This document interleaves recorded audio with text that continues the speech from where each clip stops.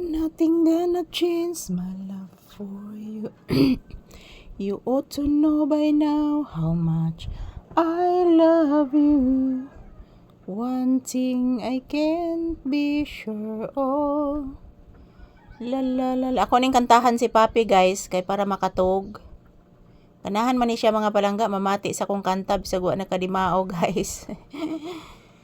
Bisag wa nakadimao akong kanta mga palangga mamati jud ni Papi guys.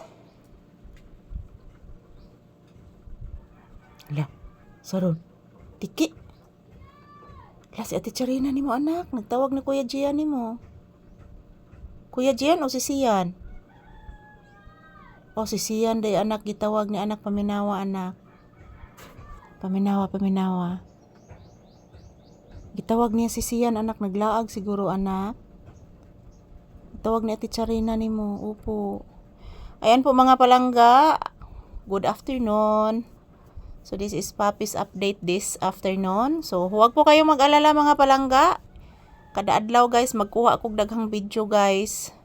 So pinakadaghan akong kuhaon guys 8 ka video mga palangga para na ako'y ma-upload kada adlaw.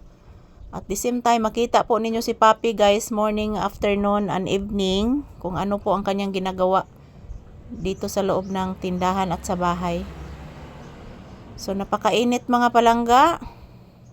Mainit na ang panahon, so mag-ingat po tayo palagi guys. At huwag kalimutang magdasal. Di kumpensaan ron ang kainit mga palangga kay grabe jud kainita guys. So kantahan ko muna si Papi. Awitan ko muna siya guys para makatulog. Noong ako ay nilapitan mo, tinanong kung ano ang pangalan ko. Sino ba siya? Ang tanong ko sa'yo. Sinabing Papi, ako'y kaibigan lang. Si Papi ko pinangga man. Pinangga kaayo ning mamalisa.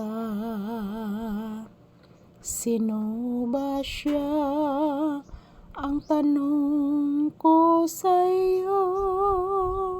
Sinabi mong siya ay kaibigan lang. Ayan po mga palangga, maayong udto ka na tong tanan. Today is March 18, 2026. Ayan, habang naghihintay po kami ng customer ngayon ni Papi guys, inaawitan ko muna si Papi. Dahil po mga palangga, napakainit. At yan, medyo hindi na po siya hinihingal guys. Nagaling po siya sa labas. Say good afternoon iho.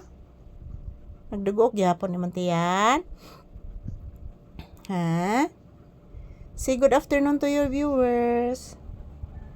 Say hi. Say hello. Ayan po mga palangga. Shout out to all people around the world. Always watching our videos ni Papi. Yan po, nandito kami sa loob ng bahay sa tindahan guys. Dito muna kami mag